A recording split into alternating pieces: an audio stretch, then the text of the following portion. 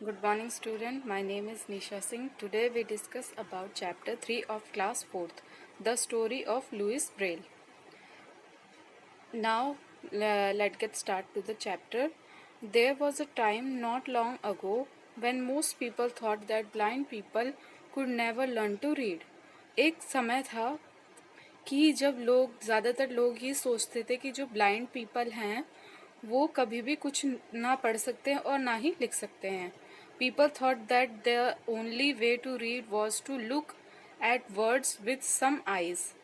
लोग ये सोचते थे कि सिर्फ देखने का एक ही तरीका है कि हम अपनी आंखों से उन वर्ड्स को देख सकें. अब आगे क्या होता है. A young French boy name Louis Braille thought differently. एक छोटा फ्रेंच लड़का जिसका नाम लुइस ब्रेल होता है वो कुछ अलग तरीके से सोचता है. Blind from the age of 3. वो जब 3 साल का था तब से ही वो ब्लाइंड था. Young Louis desperately wanted to read. जो लुइस था वो चाहता था पढ़ना, वो पढ़ना लिखना चाहता था. And he was determined to find a way of doing this for himself and for all other blind people. और वो इतना फोकस था कि उसे कोई भी एक रास्ता चाहिए था खुद के लिए और जितने भी दूसरे ब्लाइंड पीपल हैं. ब्लाइंड मतलब होता है अंधे, ठीक है, उन अंधे लोगों के लिए वो कुछ करना चाहता था. This story begins about 200 year ago. ये स्टोरी कब स्टार्ट होती है? कुछ 200 साल पहले. Louis Braille was born in 1909 in a small village near Paris. His father. Louis Braille was born in 1909. Louis Braille का जन्म कब हुआ था? 1809 in a small village near Paris. कहाँ पर? एक छोटे से गांव में जो पेरिस के पास था. His father made leather goods to sell to other villagers. जो उसके फादर थे वो लेदर के गुड्स यानी कि लेदर के सामान बनाते थे बेचने के लिए और दूसरे विलेज जाते थे, दूसरे विलेजर को उनको बेचते थे. Louis father often use sharp tools to cut and punch holes in the leather. जो लुइस के फादर जो थे वो बहुत शार्प टूल्स यानी नोकीले टूल्स यूज करते थे लेदर को कट करने के लिए और उनमें होल बनाने के लिए, ठीक है. वो बहुत ही शार्प टूल यूज करते थे इन सब चीजों के लिए. One day, while playing with one of his father's sharp tools, Louis' hand slipped and he accidentally poked one of his eyes. एक दिन क्या होता है, जब लुइस खेल रहे होते हैं अपने पापा के किसी शार्प टूल्स के साथ, तो वो एक्सीडेंटली उनके हाथ से फिसल के और वो उनकी आंखों में लग जाती है. At first, the injury did not seem serious, but then he wound become infected.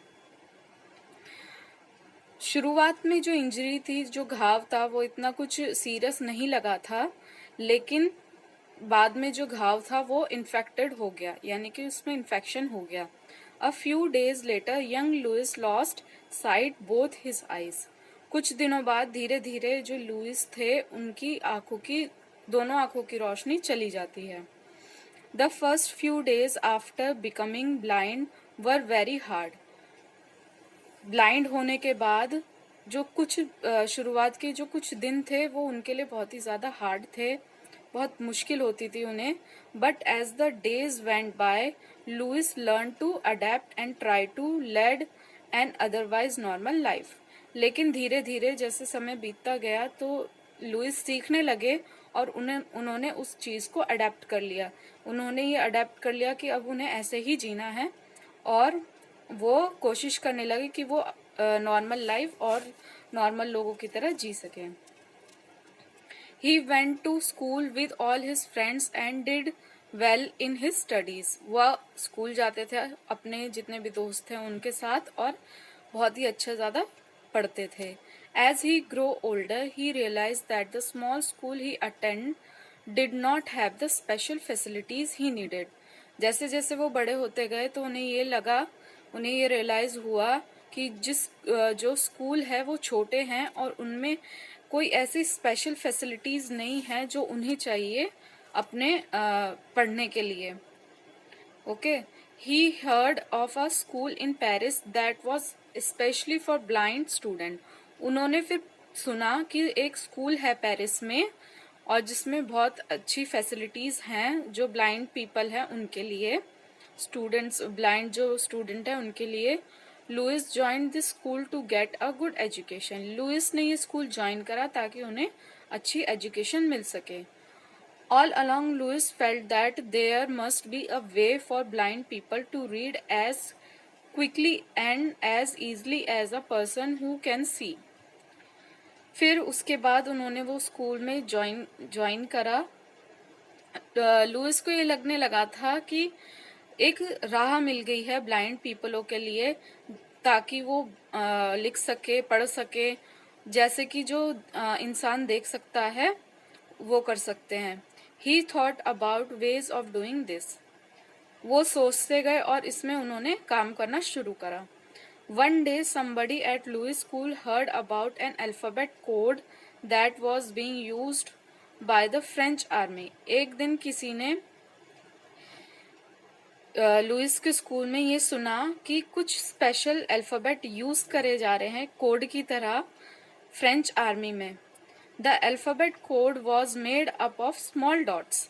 तो जो कोड थे, अल्फाबेट के जो कोड थे वो छोटे छोटे डॉट से बने हुए थे, छोटे छोटे डॉट से बने हुए थे। And dashes, these dots and dashes were raised up of the paper and could be read simply by running one's finger over them. ये जो डॉश और जो डैशेस थे वो पेपर पे उभरे हुए थे। रेज्ड अप मतलब ऊपर की तरफ उभरे हुए थे और कोई भी उसको अपनी फिंगर्स को यूज करके उससे पढ़ सकता है। ठीक है, पेपर पे वो जो डॉट्स थे और जो डैशेस थे वो उभरे हुए थे ताकि जो फिंगर है उसका यूज करके हम उसको इजीली पढ़ सकें। Louis studied the code and tried it out. Louis ने ये कोड पढ़ा और मतलब ट्राई करते रहे उसके लिए। It was interesting but was still slow and difficult to read. ये बहुत इंटरेस्टिंग चीज थी लेकिन कुछ स्लो थी और डिफिकल्ट थी पढ़ने के लिए। The dashes took up a lot of space on a page. जो डैशेस थे उनको पेज में बहुत ज्यादा स्पेस चाहिए होता था। Each page could only hold one of और टू सेंटेंसेस। हर एक पेज पे सिर्फ एक या दो सेंटेंसेस ही लिखे जाते थे। Louis knew that he could improve this alphabet in some way, perhaps by removing the dashes. Louis ये जानते थे कि वो इस अल्फाबेट को और अच्छे से इम्प्रूव कर सकते हैं किसी तरह से भी। तो उन्होंने ये सोचा कि इन डैशेस को हटाया जाए, रिमूव करा जाए। On his next vacation at home, Lewis began to think about how he could make the system of dots and dashes simple. जब वो छुट्टी आए अपने घर पे वेकेशन पे, लुइस ने इस पे सोचना शुरू करा और वो ये सोचते रहे कि वो कैसे एक सिस्टम बनाए जिसमें डॉट्स और डैश जो हैं वो सिंपल यूज कर सकें। As he sat there in his father's leather shop the idea came to him in a flash. एक दिन क्या होता है, वो अपनी फादर की शॉप पे, लेदर शॉप पे बैठे हुए होते हैं तो उन्हें अचानक से एक आइडिया आता है। The very tool which had caused him to go blind could be used to make a raised dot alphabet that would enable him to read.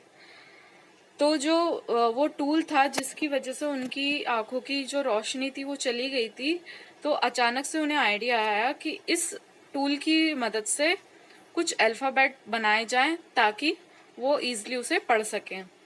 The next few days he spent working on an alphabet made up of entirely of 6 dots. अगले कुछ दिनों में उन्होंने इस पे काम करना शुरू करा और उन्होंने एक 6 डॉट का अल्फाबेट बनाया। The position of the different dots would represent the different letter of the alphabet. तो जो पोजीशन थी अलग अलग डॉट्स की वो अलग अलग लेटर अल्फाबेट के लेटर को भी रिप्रेजेंट कर रही थी। जैसे कि आप साइड में पिक्चर्स में देख सकते हो कि किस तरह से उन्होंने ये 6 डॉट्स बनाए। Louis use the tool to punch out a sentence. He read it quickly from the left to right. Louis ने इस टूल को यूज करा एक सेंटेंस को बनाने के लिए ही read it quickly from left to right, उन्होंने बहुत जल्दी लेफ्ट से राइट तक उसे पढ़ना शुरू कर दिया। एवरीथिंग मेड सेंस, उन्हें फिर वो समझ में आने लगा। It was a new system of reading by feeling with fingers and it worked. ठीक है, उसके बाद ये जो नया सिस्टम था उसकी वजह से उन्होंने फील करे लेटर्स को अपनी उंगलियों से, और वो उनके लिए काम हो रहा था। मतलब जो उन्होंने सोचा उस पर उन्होंने वर्क करा तो वो उनके लिए पॉजिटिव रिस्पॉन्स दे रहा था। From that day to this people who are unable to see make use of this system for reading. उस दिन से अब तक जो लोग देख नहीं पाते या असक्षम हैं, वो इस सिस्टम का यूज करते पढ़ने के लिए। Name after it's inventor, this is called Braille. फिर उसके बाद जिस व्यक्ति ने उसका इन्वेंट करा उस पे ही उनका नाम रखा गया, क्या बोला जाता है, Braille. Braille has change the life of blind people all over the world. Braille ने जो ब्लाइंड पीपल थी उन सबकी जिंदगी बदल दी थी पूरी दुनिया में। A better system of reading than Braille is yet to be invented. कोई भी एक ऐसा बेटर सिस्टम आया गया पढ़ने के लिए ब्रेल के द्वारा। ठीक है, होप आपको ये चैप्टर समझ में आया हो, and good luck for your studies.